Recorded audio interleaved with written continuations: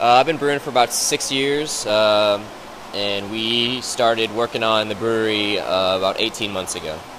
All these recipes so far are Aaron's recipes, since he's like the head brewer, the brewmaster here. But it's just sort of, you make one beer once and you kind of go from there and you tweak it, you learn what you like, and you basically end up with a recipe that you love, and you basically scale it up to what you want everybody else to enjoy when you open up your tap room. You start with hot water and grain, and you combine the two, which extracts all the sugar out of the grain.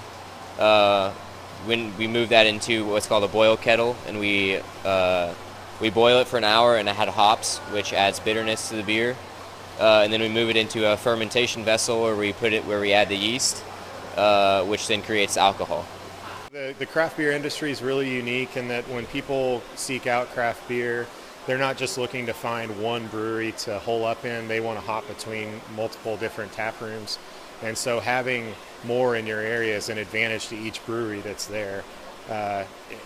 We've had a lot of people come into our tap room because we were the first one to open up and ask, well, what about these double shift guys or these torn label guys? And we've kind of had to turn people away and say, well, we're the only one now, but pretty soon it's going to be really cool and there's going to be a lot down here.